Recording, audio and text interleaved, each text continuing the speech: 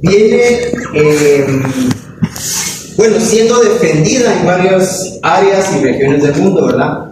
Y tenemos un estándar de lo que, pues, en el mundo todos queremos lograr.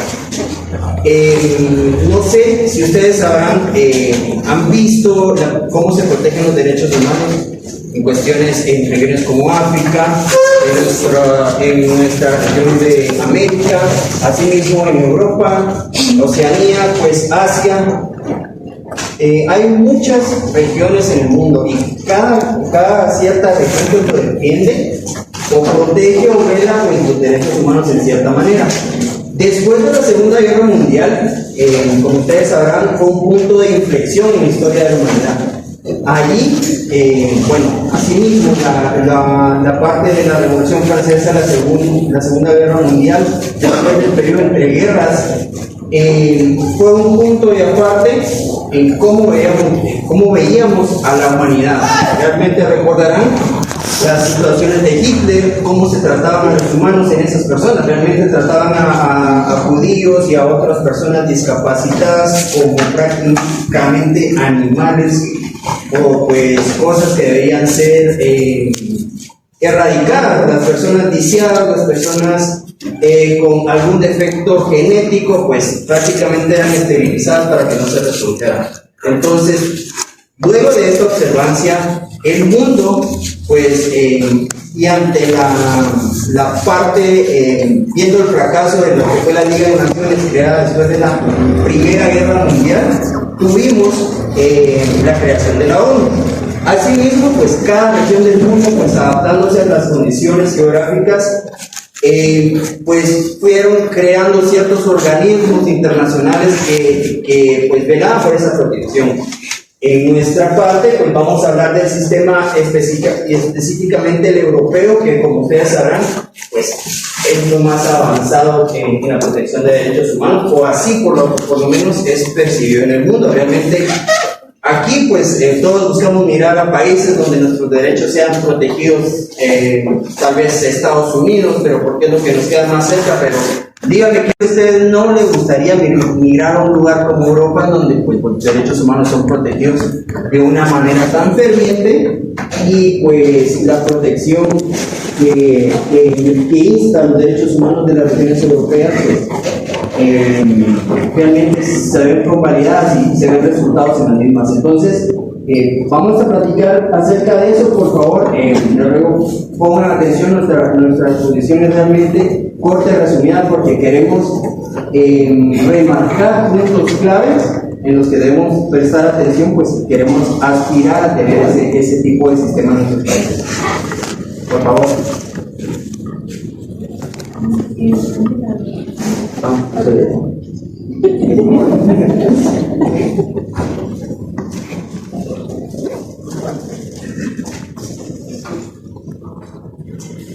Bien, como primer punto tenemos la protección de los derechos humanos en el marco de la Constitución de Europa. Como bien se decía en un principio, el desarrollo de lo que es la protección de los derechos humanos surge a partir de la necesidad de ocurrida la Segunda Guerra Mundial. En 1945, en Europa surge esta necesidad de crear una organización que sea dedicada a prevenir futuros conflictos y también promover la unificación de lo que es Europa a través de un compromiso a la defensa de los derechos humanos. Así es como se crea lo que es el Consejo de Europa. La visión de este consejo era velar por la protección de las libertades y de los derechos fundamentales de las personas, así como crear también mecanismos que permitían el desarrollo de esto.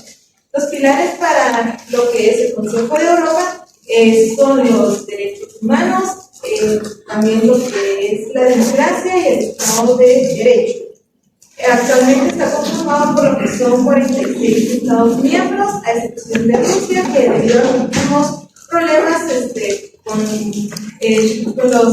el país de Ucrania, fue desintegrado. Es de mencionar también que fue encargada de elaborar el Convenio para la Protección de los Derechos Humanos y las Libertades Fundamentales, conocida también como el Convenio de los Derechos Humanos. Gracias. Buenas noches, compañeros. Les voy a dar sobre la importancia del Convenio de los Derechos Humanos, que es el Convenio de los Derechos Humanos fue firmado el 4 de noviembre de 1950, pero entró en vigor el 3 de septiembre de 1950. En este establecieron diferentes derechos fundamentales que van dirigidos a la población europea en ese tiempo. Esto significó un gran acuerdo histórico, porque fue una promulgación de los derechos fundamentales y libertades en todo el territorio europeo. El Convenio Europeo de Derechos Humanos también sería conocido como Convenio de Estambul. Igual que otros acuerdos y declaraciones como este convenio, porque fue justo después de la eliminación de la Guerra Mundial. Entonces, Europa estaba dando una respuesta contundente a todas las atrocidades que se hicieron en el territorio. Entonces, el objetivo de este Convenio Europeo de Derechos Humanos era promulgar, por así decirlo, los derechos humanos y establecer la paz y estabilidad en los territorios. El Convenio Europeo es importante por las personas, por la protección de derechos fundamentales, que establece el marco legal para la protección de derechos humanos y libertades fundamentales en Europa. Número 2, su respuesta histórica. La acción fue respuesta ante las necesidades de la comunidad mundial. La diferencia de otros proponentes del Convenio Europeo de Derechos Humanos. Por la fuerza vinculante del derecho judicial. Número 4, el Tribunal Europeo de Derechos Humanos. Este establece el Tribunal Europeo de Derechos Humanos, que establece la autoridad para decidir y juzgar las violaciones a los derechos humanos. Número 5, de ley. A lo largo de los años, el Convenio de Derechos Humanos ha sido ampliado mediante protocolos. Hemos incorporado nuevos derechos como la abolición de la muerte, el derecho a la continua y jurisdicción a la protección de derechos humanos. El número 6, de la democracia y el Estado de Derecho. El Convenio de los Derechos Humanos contribuye a la consolidación de la democracia y del Estado de Derecho, siendo mirar fundamental para la estabilidad y política social en América. También les hablaré sobre los derechos garantizados en el Convenio Europeo y en los protocolos adicionales. Esto se refiere a un proceso mediante el cual el tribunal analiza y aplica las disposiciones del Convenio Europeo de Derechos Humanos. Esta interpretación es fundamental para garantizar la protección de los derechos humanos en Europa y se va a tomar claros. Implica un balance entre los derechos individuales y los intereses públicos. En resumen, la interpretación del Convenio Europeo de Derechos Humanos por el CEDH es un proceso dinámico para proteger y promover los derechos humanos en Europa, adaptándose a las circunstancias cambiantes y asegurando la coherencia en la aplicación de la ley.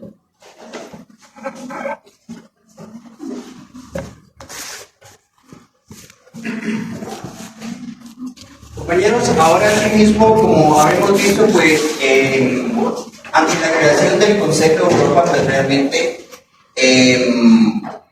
pues se daba una idea y se le dio una estructura a la búsqueda de la protección de los derechos humanos. Sin embargo, la misma era demasiado compleja. Entonces, si se habrán dado cuenta, habían tres órganos decisorios. Estaba primero la Comisión Europea de los Derechos Humanos, que era ya un órgano que se encargaba pues, de ir promoviendo, ir verificando que los derechos humanos sean cumplidos entre las naciones. Asimismo, estaba el Tribunal Europeo de los Derechos Humanos y el Comité de Ministros del Consejo de Europa. Entonces, ¿qué es lo que sucede? Que al buscar lo que es la aplicación de los derechos humanos en Europa era demasiado complejo. No todas las personas tenían el acceso directo a ir y presentar tu denuncia de que te están violando tus derechos humanos. Realmente se buscó agilizar tras el convenio, tras el protocolo 11 establecido en 1998, buscaron ellos agilizar el proceso. Realmente unificaron lo que fue la Comisión Europea de Derechos Humanos y el Tribunal Europeo de Derechos Humanos para que el mismo Tribunal Europeo de Derechos Humanos sea el mismo que vaya recibiendo cada denuncia, y ellos iban a deliberar pues buscando realmente si había una violación de derechos humanos y asimismo pues ejecutar sanciones. Realmente debemos comprender que lo que es el Consejo de Europa y el Tribunal Europeo de los Derechos Humanos no es un tribunal que pueda dictar una sentencia. Ellos obligan a los países integrantes, como le dijo la compañera, son 46 países integrantes, realmente son 45 más 1. Ahora, previamente, hace 3 años eran 46 más 1, previamente a la expulsión de Rusia del Tribunal Europeo de los Derechos Humanos.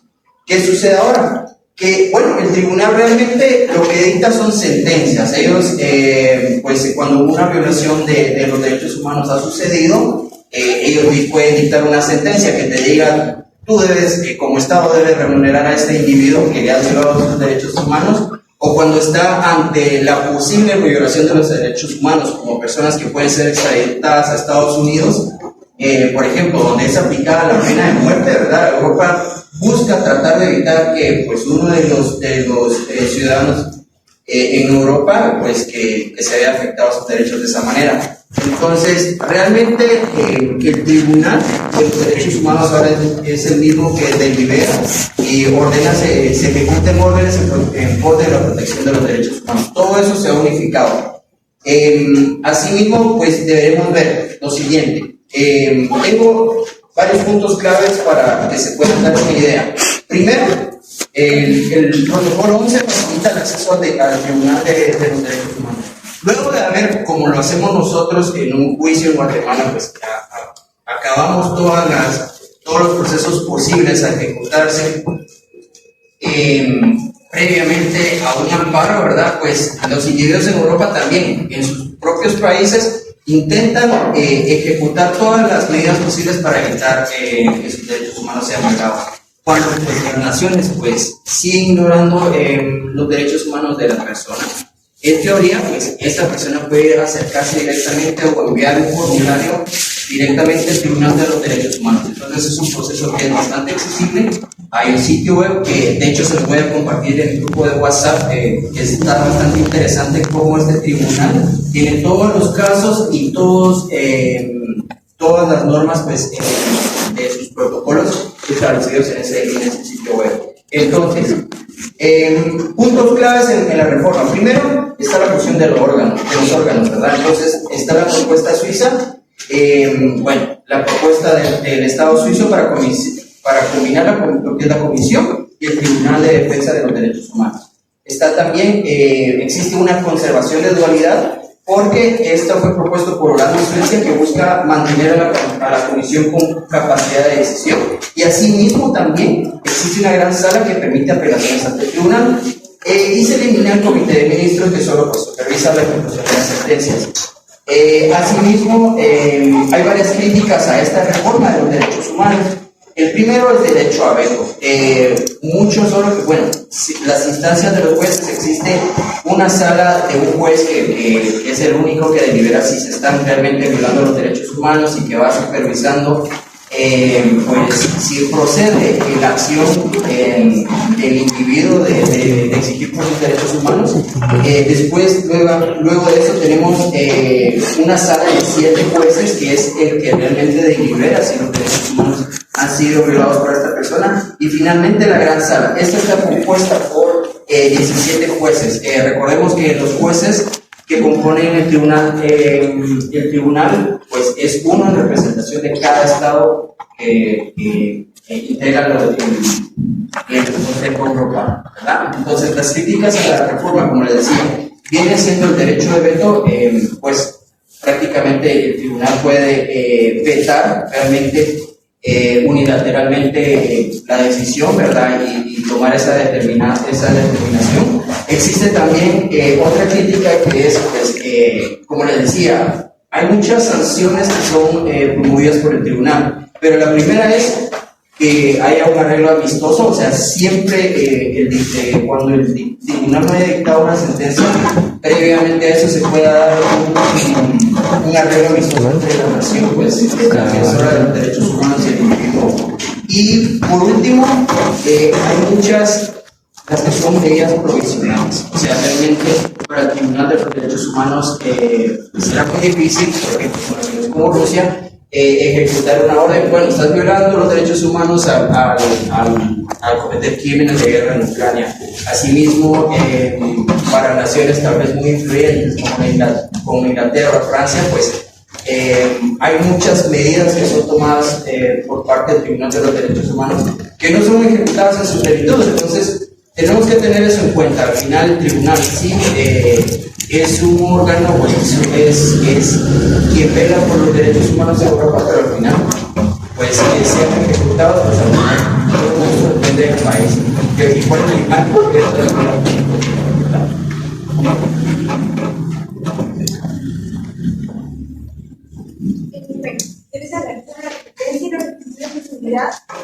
que regula el sistema europeo de los derechos humanos y el Tribunal Europeo de los Derechos Humanos. La competencia es bastante acotada, debido a que esta actividad consiste en comunicación, ya que extiende a los países miembros del Convenio Europeo de los Derechos Humanos. Esto espera que los tribunales deben abordar todos los recursos internos disponibles en el país antes de presentar una demanda. Para que una democracia efectiva se debe cumplir con los requisitos de necesidad regulados por el Tribunal Europeo de los Derechos Humanos. Debe informar que los que deben identificar con los datos la demanda de necesidad y la resolución de conflictos para la defensa de la República.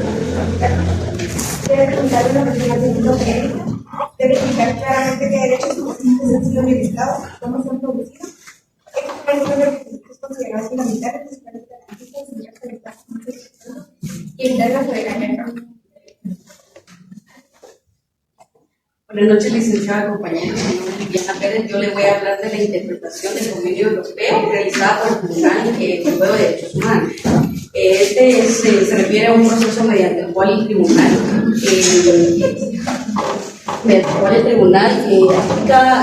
analiza y aplica las disposiciones del convenio europeo de Estado Cumbre. Esta interpretación es fundamental para garantizar la protección efectiva de los derechos humanos y permite que los derechos se adopten a las realidades contemporáneas. El principio de interpretación evolutiva, se refiere al proceso mediante el cual el tribunal analiza y aplica las disposiciones del convenio europeo de los concretos. Esta interpretación es fundamental para garantizar la protección efectiva de los derechos humanos en Europa y se basa en varios principios clave. El primero es su interpretación evolutiva. El Tribunal Europeo de Derechos Humanos adopta un enfoque dinámico y evolutivo en su interpretación al aplicar los derechos establecidos en el Convenio Europeo de Derechos Humanos. Esto permite que los derechos se adopten a las realidades contemporáneas. El segundo es el principio de proporcionalidad. El Tribunal evalúa si las restricciones de los derechos son necesarios en una sociedad democrática y si son proporcionales al objetivo legítimo que se persigue. Esto implica un balance entre los derechos individuales y los intereses públicos. También, en tercer lugar, la jurisprudencia consistente. El Tribunal Europeo de Derechos Humanos se basa en su propia jurisprudencia para asegurar la coherencia y la predictibilidad de sus decisiones. El contexto, el cuarto, el contexto internacional. El tribunal también toma en cuenta los derechos internacionales y las normas de los derechos humanos en su interpretación. El último es el derecho a juicio justo, es el 5. La interpretación del Convenio Europeo por parte del Tribunal Europeo de Derechos Humanos garantiza un juicio justo y el respeto a las garantías procesales, asegurando a los individuos el acceso a la justicia.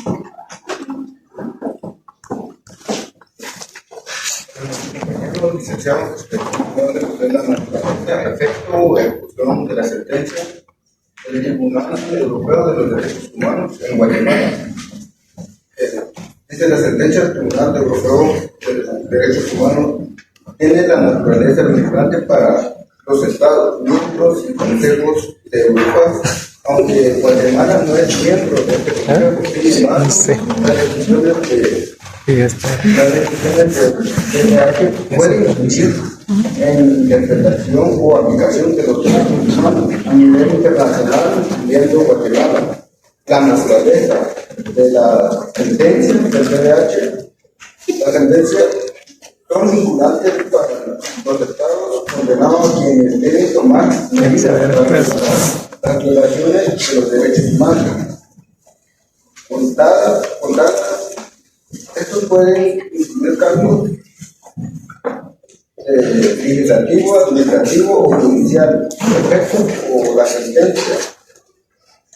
La sentencia de los derechos humanos tiene un efecto extra, lo que significa que solo afecta a un caso específico, sino que también puede influir en jurisprudencia y en la legislación de otros países, promoviendo estándares más altos de los derechos humanos. Aunque en Guatemala no es obligado a cumplir directamente con la sentencia, el CDH puede verse influenciado por ella a través de las adopciones de estándares internacionales de los derechos humanos. Las decisiones pueden servir como referencia para los tribunales para formación de política pública en materia de los derechos humanos. Quería contestar.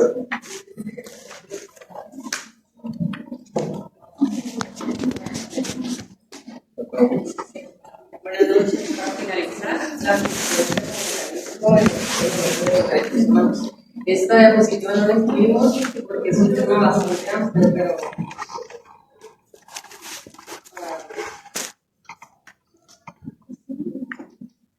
el sistema mundial de los derechos humanos es un sistema regional de protección de los derechos humanos que surge dentro de la Convención de la Unión de Europa del Imperio firmado por el 9 de 1950. La jurisprudencia en Europa con Guatemala es un mismo que se tiene precedente. Es un mecanismo para frenar ciertas atrocidades en el sistema europeo. Cuando fue la Unión Soviética, el mecanismo en esta época, después de la guerra, nadie tenía una casa, nadie tenía una propiedad, porque todo era del Estado. Europa vino a traer el tribunal y estableció el derecho a la propiedad privada. Ahora París, Francia, Países Bajos no pueden venir y decir que todo es del Estado porque hay un precedente. Hay una sentencia y un caso de propiedad privada. Entonces, que en este momento los países de Europa, de forma comunista, no pueden porque se entra al tribunal actual. Es un mecanismo para proteger los derechos de Estado. Igualmente, otro ejemplo de cómo se puede violar es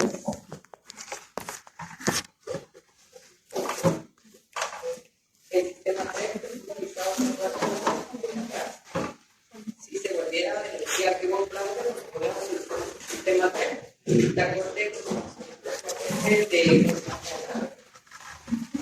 facilitar lo que se mencionó en el pasado. El sistema 3 es un sistema confiable para salvaguardar los procesos de los derechos humanos, un mecanismo que se utiliza, pero cada país tiene sus casos.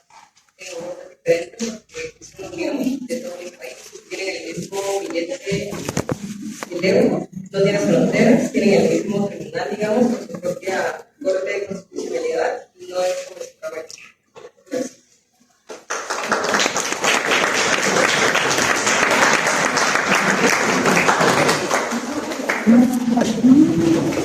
Compañeros, pues muchas gracias por haber prestado atención. Se me olvidó tocar un tema acerca de lo que son la integración de los jueces en el Tribunal de los Derechos Humanos.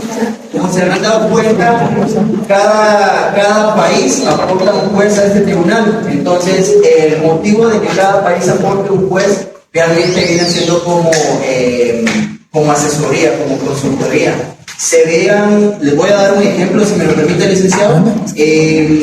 Ustedes conocerán, hay ciertas sectas que pertenecen ahora mismo a Europa, pero hay bastante migración que viene de Asia, norte de África, personas musulmanas. Entonces, hay muchas mujeres que usan el llamado hijab, que es una tela que cubre su cara, ¿verdad? Mucha gente lo usa por tradición y lo que es Europa eso es mal visto. Tal vez, pues como se le está dando a una mujer el derecho a mostrarse o pues está vulnerando sus derechos.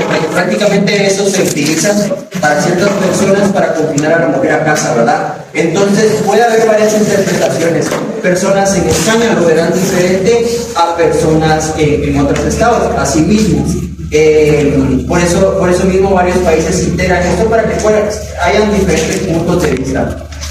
Asimismo, hay personas a las cuales se les obliga, en Italia, por ejemplo, que es un país demasiado religioso también, pero en el otro punto del lado, lo que es el lado católico, que se les obliga pues, a usar lo que son los rosarios. Nosotros lo miramos como algo normal, pero en países como lo que es Inglaterra, pues eso está demasiado mal visto, ¿verdad? Entonces, por eso mismo, también, pues, cada país aporta un puesto, ¿verdad? Para que haya un tipo de interpretación en el momento de liberar todo eso.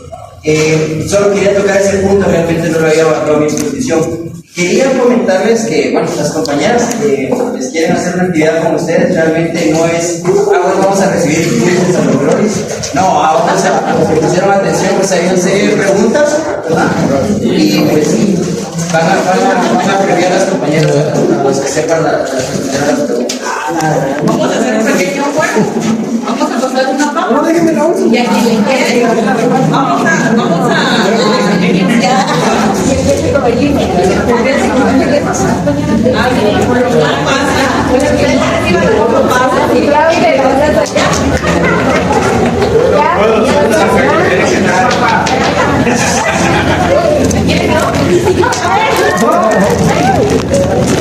Gracias. No pase, porque aquí vamos a pasar los pies. Gracias.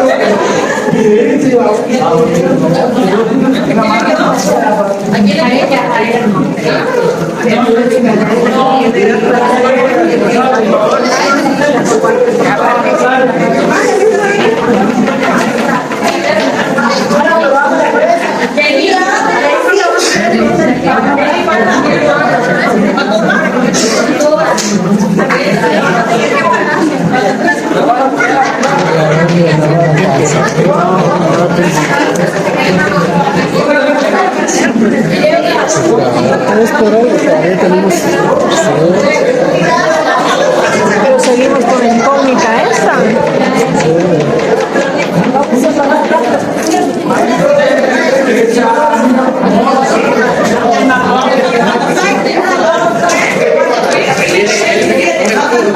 Ya estuvo. Ya están los 7, pasen rápido. Ya no.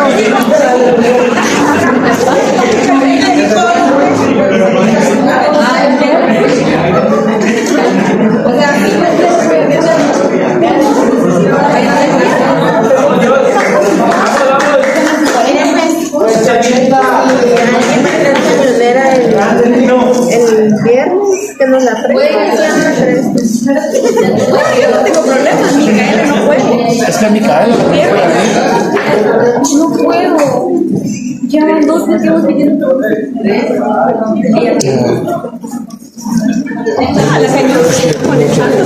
No, hombre, exponemos solo los que estamos y no se cuentan.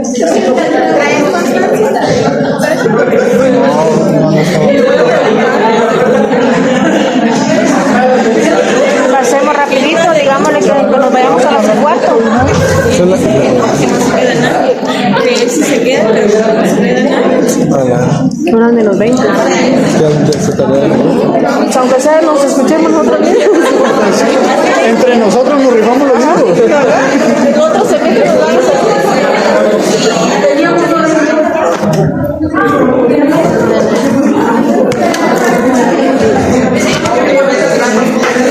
Sí.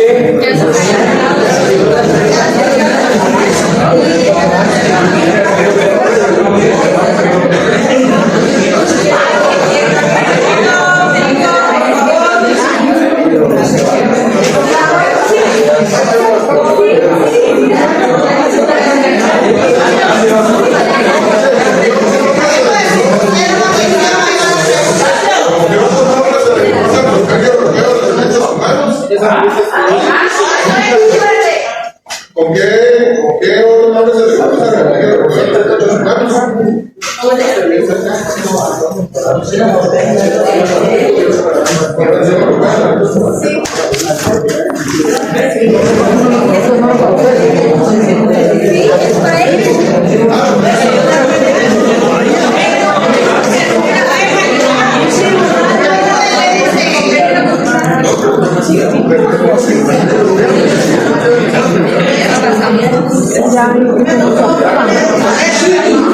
¿Cuáles son los 5 principios claves que realiza el Tribunal Europeo de Derechos Humanos en la interpretación del Convenio Europeo de Derechos Humanos? La interpretación exacta, la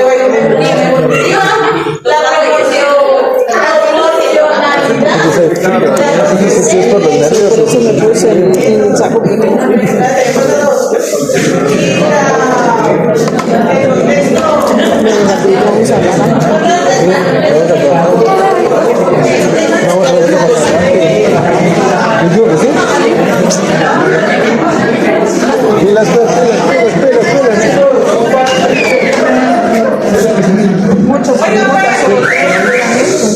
Vamos a El Consejo de Europa se origina a partir de la Primera Guerra Mundial. ¿Falso o verdadero?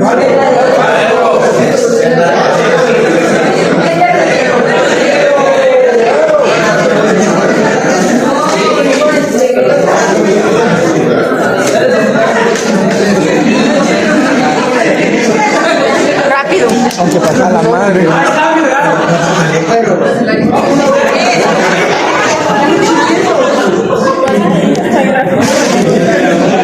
Tenemos que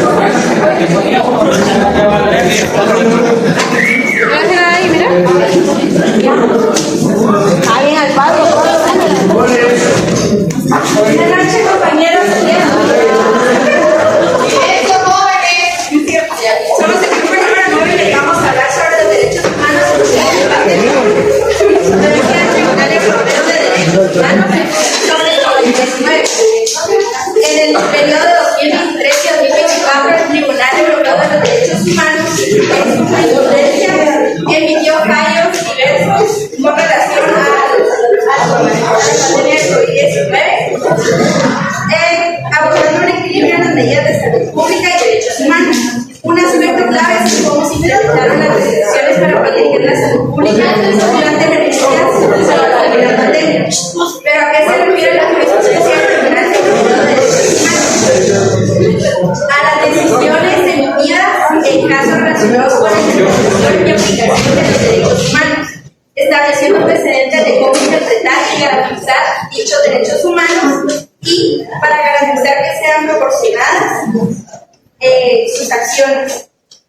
También el Consejo de Europa, que ha estado ratificando el convenio, enfatiza que los estados deben justificar sus acciones cuidadosamente. Por ejemplo, en la pandemia del COVID-19, muchos fuimos testigos de que muchos derechos se los fueron violentados, por ejemplo, como el derecho a la vida, el derecho a la libertad de movimiento, el derecho a la vida privada, el derecho a la libertad de expresión y reunión, y el derecho al respeto de la vida privada. Por ejemplo, a continuación estaremos dándoles ejemplos de los derechos del Convenio Europeo de Derechos Humanos y vamos a estar destacando casos de cómo fueron violados dichos derechos. También es importante que hablemos del mecanismo con el que actúa el Tribunal Europeo de Derechos Humanos, creando la Convención Europea de Derechos Humanos. Esta la adopta el Consejo Europeo el 4 de noviembre de 1950 y entra en vigor en 1953. tiene por objeto proteger los derechos humanos y las libertades fundamentales de las personas sometidas a la jurisdicción de los estados firmantes de dicho convenio y permite un control judicial del respeto de dichos derechos individuales. Se inspira expresamente en la Declaración Universal de Derechos Humanos proclamada por la Asamblea General de las Naciones Unidas el 10 de diciembre de 1948. Esto debido a las violaciones que se estuvo dando en el Tercer Reich con su máximo dirigente, que fue Adolf Hitler, buscando una institución que fuera garante para proteger dichos derechos humanos. Muchas gracias. Buenas noches, licenciado. Buenas noches, amigos. Pues hablando ahí del Tribunal Europeo de Derechos Humanos, pues aunque no haya emitido pues un pronunciamiento general sobre la pandemia de COVID-19, ha desarrollado una jurisprudencia pues adaptada a los casos específicos relacionados a esto, con las restricciones y medidas adaptadas por los estados. En general, el tribunal pues ha reafirmado la importancia que las medidas para combatir la pandemia pues es respetando los principios de necesidad, la proporcionalidad y la no discriminación, ofreciendo pues a los estados un margen de maniobra en situación de emergencia, pero exigiendo al mismo tiempo que protejan los derechos fundamentales de manera adecuada. Por ejemplo, pues en Phoenix contra Malta en 2022 el tribunal confirmó las medidas tomadas para proteger a un preso COVID-19, determinando que el Estado había implementado precauciones de salud adecuadas y no había violación de los derechos humanos en virtud de los artículos 2 o 3 del Convenio Europeo de los Derechos Humanos. El tribunal señaló que Malta había implementado controles de temperatura, distanciamiento social, desinfección clínica y había ofrecido vacunas a todos los reclusos, cumpliendo así con sus obligaciones para proteger la salud. Por el contrario, el tribunal encontró una violación al artículo 11, la libertad de reunión, en CGAS contra Suiza 2022, donde un sindicato se le prohibió realizar un evento público debido a las restricciones relacionadas con la pandemia. El Tribunal Europeo de Derechos Humanos, más conocido como TEDH, dictaminó que si bien la protección de la salud pública era esencial, Suiza había ido más allá de su discreción al prohibir completamente los eventos públicos, especialmente porque no hubo una revisión exhaustiva de las medidas menos restrictivas. La entonces denominada Asamblea Constitutiva del Consejo acordó en su primera sesión iniciar los estudios necesarios para la creación del sistema. Solo un año más tarde, el Comité de Ministros aprobó el proyecto de Convenio Europeo para la protección de los derechos humanos y de las libertades fundamentales. Como ya lo había dicho mi compañera, el 4 de noviembre de ese mismo año, en 1950, pues el convenio era firmado por los representantes de 12 estados, que eran la República Federal Alemana, Bélgica, Dinamarca, Francia, Irlanda, Islandia, Italia, Luxemburgo, Noruega, Países Bajos, Reino Unido y Turquía. El convenio, en sus dos versiones oficiales, en francés e inglés, entró en vigor el 3 de septiembre de 1953. En su redacción actual, tras la modificación efectuada con posterioridad a su aprobación, este consta de 59 artículos, agrupados en 3 títulos. El artículo 1 podemos que compromete a los estados signatarios a reconocer los derechos regulados en el convenio a toda persona dependiente de su jurisdicción, en lo que supone que no limita a los ciudadanos ni a los residentes. El convenio, en el artículo 1, compromete a los estados, en el título 1, artículo 2 al 18 enumera y regula los derechos humanos reconocidos. En el título 2, el artículo 19 al 51 regula la composición, el funcionamiento y competencias del Tribunal Europeo de Derechos Humanos, órgano jurisdiccional, supranacional, encargado de velar por el respeto de los derechos proclamando el convenio. Y el título 3 del artículo, que abarca el artículo 52 al 59, regula otras cuestiones diversas relacionadas con el convenio. Gracias. Yo, pues, voy a exponer lo que quería hablar sobre la jurisprudencia del derecho a la vida en la Convención Europea de Derechos Humanos. La Convención Europea de Derechos Humanos establece una serie de obligaciones negativas, que sería principalmente la de no arrebatar la vida arbitrariamente a una persona, salvo que pues, en el mismo país haya una pena de muerte para lo que es un delito que lo castigue como tal. También se asegura de que la muerte pues, no se considera como líquida arbitrariamente, aún en caso de que no exista sentencia, en 3 casos, que son cuando se asegura la defensa de toda persona contra la violencia ilegal, para efectuar una detención regular o para impedir la evasión de una persona regularmente detenida, o para reprimir, conforme a la ley, una insurrección en el país en el que se encuentra. Sin embargo, pues hay personas que llegan apelando a la Corte Europea de Derechos Humanos obligaciones positivas, de las que ya ha emitido pues, sentencia en cuanto al derecho a la vida.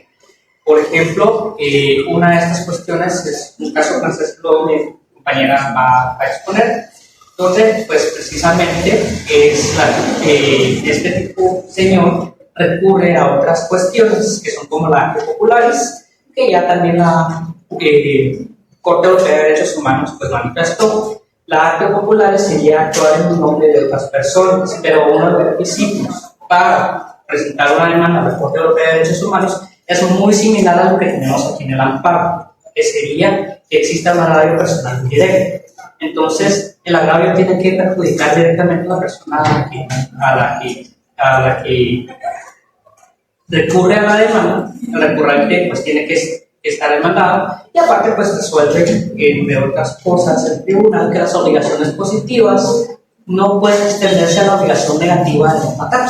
Para eso pues mi compañera nos va a dar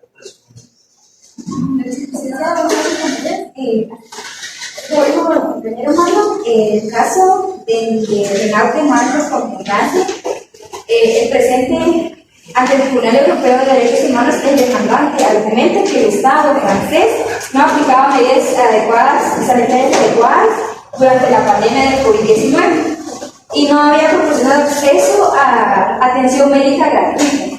La decisión del Tribunal Europeo de Derechos Humanos declara la demanda inadmisible, porque la Corte resalta que la demanda contra los Estados no puede ser presentada por la vía de actos populares, es decir, no se puede iniciar una demanda simplemente porque se cree que un derecho se está violando, sin un agravio personal y directo por parte del demandante.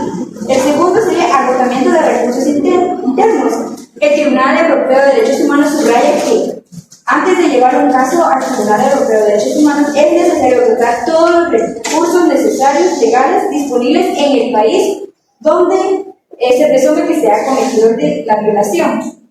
El tercero, rechazo a la acción popular. La Corte confirma que la acción popular no está conocida en la Convención, por lo que la simple creencia en una violación no es suficiente para iniciar una acción y resulta el rechazo de la demanda. Voy a hablar sobre el artículo 3 de la Convención de Derechos de Derechos Humanos. La prohibición de tortura y tratos degradantes. La pandemia del COVID-19 ha exacerbado condiciones en prisiones y centros de detención, aumentando el riesgo de tortura y malos tratos acerca del hacinamiento, la falta de medidas sanitarias adecuadas y la imposibilidad de mantener el distanciamiento social han creado un entorno donde los detenidos están expuestos a tratos inhumanos y degradantes.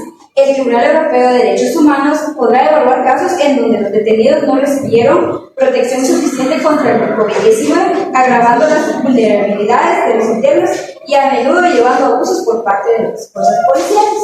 Mi compañero nos dará el caso. Sí. Yo, pues, entre estos casos podría comentarles uno que fue admitido y otro que no permitido. Dentro de los casos que no fueron admitidos es el Daniel y Lilian Gerzic contra Croacia. El caso versaba precisamente sobre los inicios de pandemia, en cuanto a que Daniel, que era un hombre ya adulto, iba junto con su hijo Liam de 2 años en un transporte público en donde ya se había anunciado el uso obligatorio de la mascarilla para poder agrupar. Lo que pasa es que el señor Daniel se ponía a usar la mascarilla diciendo de que no había una publicación oficial con las leyes de Croacia con 24 horas de antelación y que por lo tanto él se rehusaba a que se le obligara a utilizar la mascarilla. Por órdenes pues, de la autoridad croata que manejaba el transporte público, pues este transporte no podía moverse, no podía salir del lugar hasta que el señor Daniel pues, no se pusiera la mascarilla. Intenta negociar con él y pues llega la policía. Cuando llega la policía pues pone la máscara para que no lo detengan, pero pues ya lo iban a salir a sacar del transporte por escándalo público. Él se resiste, es lanzado al suelo, él alega que es maltratado y pues que su hijo sufre agresiones psicológicas. Algo que pues luego, habiendo cámaras de seguridad, se comprueba que la policía pues se encargó de cuidar al niño, le dio su bicicleta para que jugara, galletas y a la cura para que estuviera bien, y pues tan pronto como Daniel se calma, pues le quitan las esposas Daniel para que no le pusieran, digamos, la queja a su mujer de que se había metido en problemas, se había involucrado a su hijo, pues decide firmar una aceptación de cargos que luego era apelo. La corte declara inadmisible esa demanda en el hecho de que pues él había quitado el derecho de movilidad de otras personas y que si bien él no se había enterado, pues la ley, como en cualquier país, la ignorancia de la ley no exime de su cumplimiento, y el señor Daniel tenía que haber cumplido con ponerse una mascarilla y que se intentó negociar con él. Esta pues fue rechazada liminarmente, se consideró como pues una denuncia impugnada ante el tribunal, y luego está el caso del señor Filatso contra Malta. Filatso era un hombre, un migrante africano que llega a España y luego es expulsado, le retiran la residencia española luego de haber sido condenado por tráfico de drogas.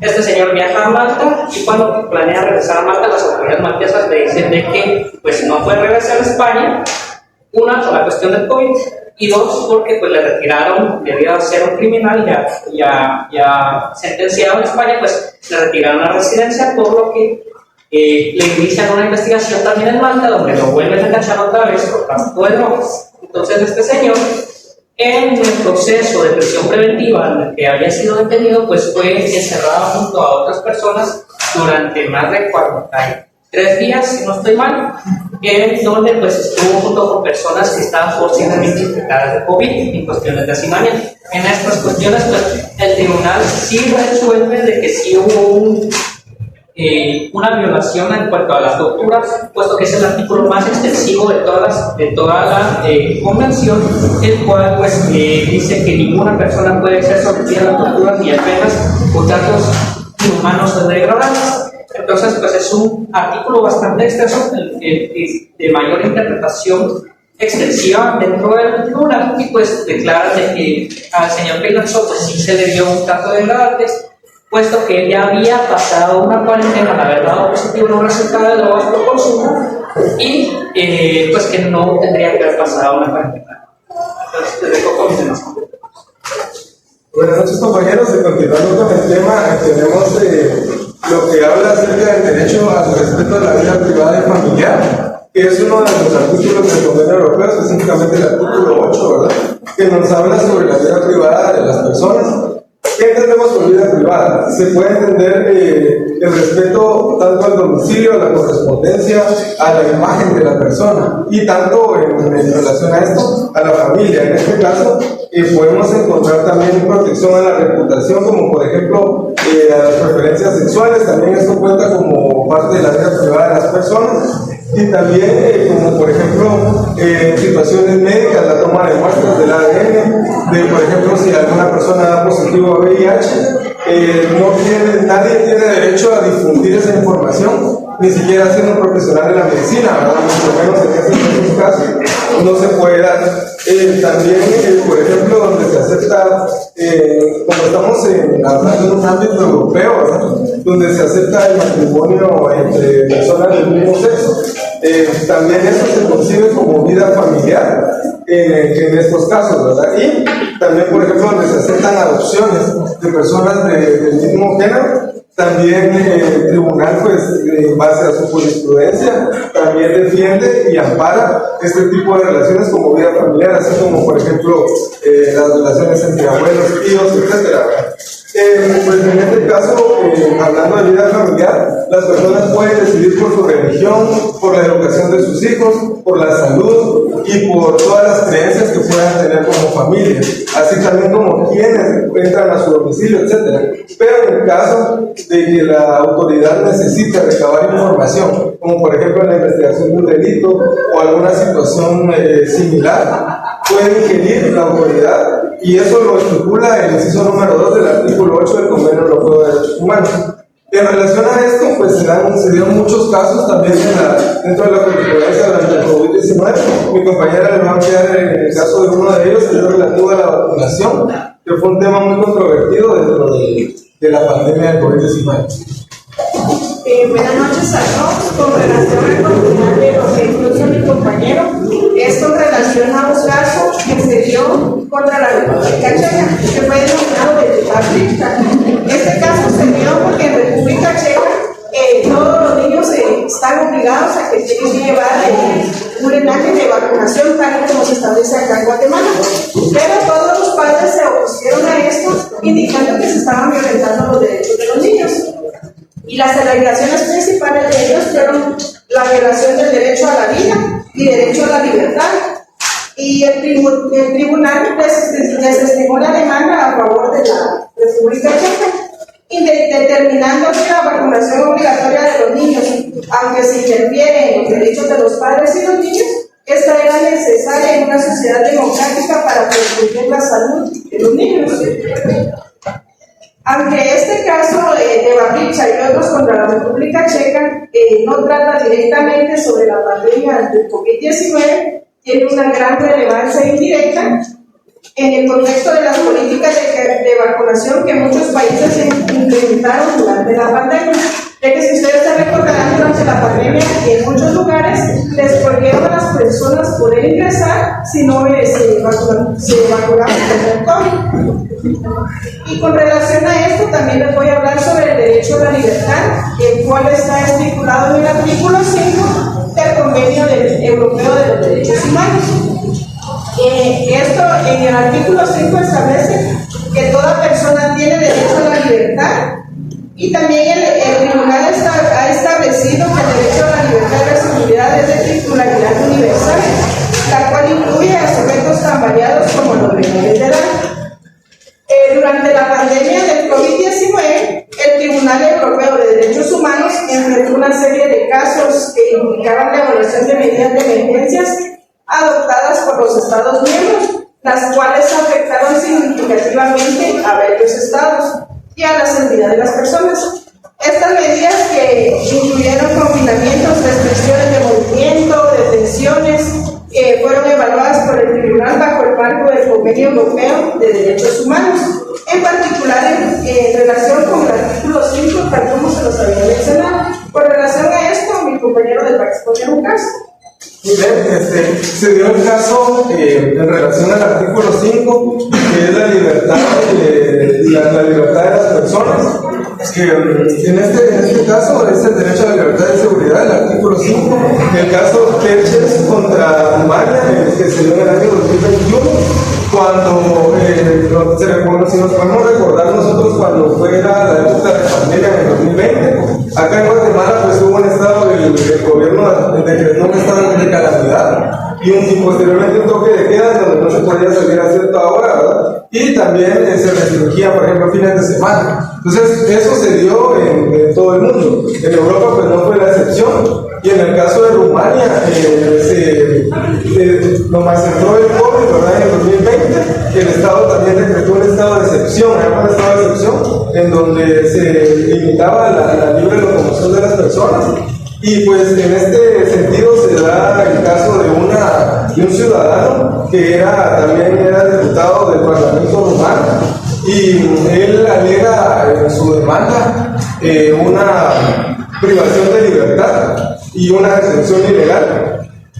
por las medidas de confinamiento que el Estado había impuesto. Entonces, en este caso, el tribunal desestima la demanda, porque según el artículo 5 dice que también en razones de seguridad nacional y de calamidad pública, el Estado puede restringir el movimiento y también la reunión de personas. También él alegaba la violación del artículo número 8, que era la de la vida privada y familiar, porque según él decía que se le daba su derecho a reunirse con su familia y también a tener reuniones sociales y también a su trabajo. Entonces, en este caso, el tribunal desestima esa demanda y senta un precedente para más adelante los casos que se dieron de la misma manera, en donde la gente alegaba una detención ilegal, y también el tribunal dicta que no es una detención ilegal ni tampoco es un arresto domiciliario lo que se le estaba dando, que el señor alegaba, porque no estaba vigilado por la policía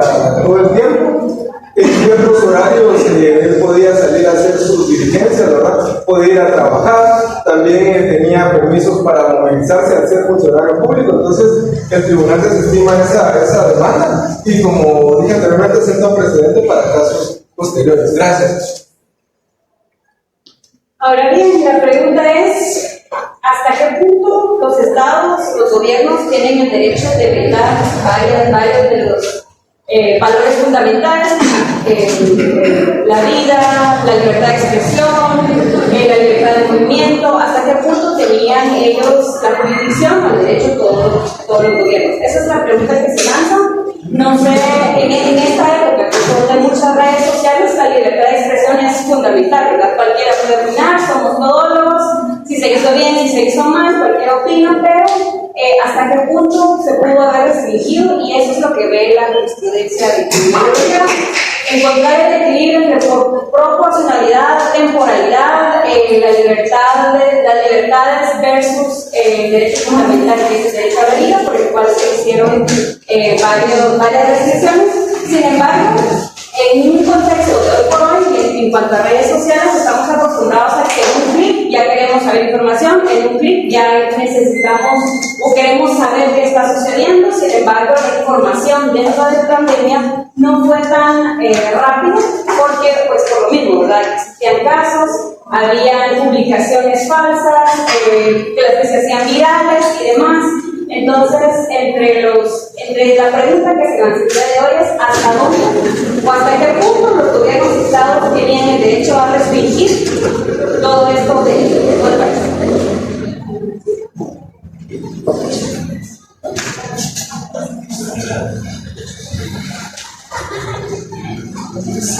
Buenas noches a todos. Voy a hablar sobre el artículo 14 del CEDH, prohibición de discriminación. El goce de los derechos y libertades reconocidos en el presente convenio ha de ser asegurado sin distinción alguna, especialmente por razones de sexo, raza, color, lengua, religión, opiniones políticas u otras, origen nacional o social, pertenencia a una minoría nacional, cultura, nacimiento o cualquier otra situación. Este artículo se vio bastante violentado en el tiempo de pandemia en Europa, ya que algunos casos que les voy a exponer lo representan. Por ejemplo, en Atenas, Saint-Denis, una zona más empobrecida de Francia, y habitada mayoritariamente por personas negras o de origen norteamericano, el número de multas por infringir el confinamiento triplicó 3 veces al resto del país. También en Niza, un barrio mayoritariamente habitado por personas de clase obrera o etnia minoritaria, se vio sometido a toques de queda mucho más extensos que el resto de la población. También los asentamientos romaníes sometidos en cuarentenas militarizadas.